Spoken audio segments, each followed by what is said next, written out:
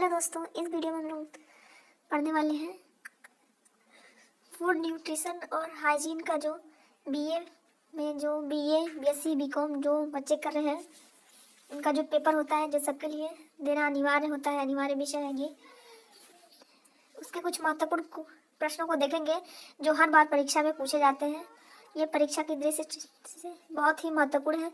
तो चलिए शुरू करते हैं। तो पहला प्रश्न है, मानव शरीर के समुचित कार्य के लिए आवश्यक विटामिनों की कुल संख्या होती है। मानव शरीर के लिए कितनी विटामिनें आवश्यक हैं?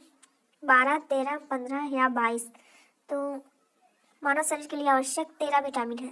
दूसरा प्रश्न है, निम्नलिखित में से कौन सा विटामिन हमारे शरीर द्वारा उत्पादित नहीं किया जा सकता? विटामिन ए, विटामिन के, विटामिन सी या उपरोक्त सभी? तो ये जो सारे विटामिन हैं ये हमारे शरीर के द्वारा उत्पादित नहीं किया जा सकता है। और अगला प्रश्न है, निम्नलिखित में से कौन सा खनिज शरीर के विकास और वजन को नियंत्रित करता है? तो शरीर के विकास और वजन को नियंत्रित करता है आयोडीन। अब अगला प्रश्न है, निम्नलिखित में से किस विटामिन को पानी में घुलनशील विटामिन कहा जाता है? तो इसमें से विटामिन सी जो है वो पानी में घुलनशील है और बाकी जो विटामिन हैं ये वसा में घुलनशील है। अगला प्रश्न है, रक्त की मात्रा और रक्तचाप के नियमन में मदद करता है लोहा, आयोडीन, सोडियम या फास्फोरस? तो रक्त के नियमन में सोडियम जो है वो मदद करता है। अगला प्रश्न है, निम्नलिखित में से कौन सा स्थूल खनिज का उदाहरण है? तो ये जितने चारों ऑप्शन हैं ये तीनों सही हैं, उपरोक्त सभी।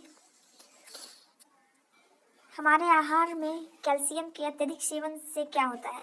तो जो हमारे आहार में अगर हम अधिक कैल्शियम का सेवन करते हैं तो हमारे गुर्दों में जो है पथरी हो जाती है। अगला प्रश्न है, निम्नलिखित में से किस विटामिन को वसा में घुलनशील विटामिन कहा जाता है? तो इसमें से विटामिन ई जो है ये वसा में घुलनशील विटामिन है।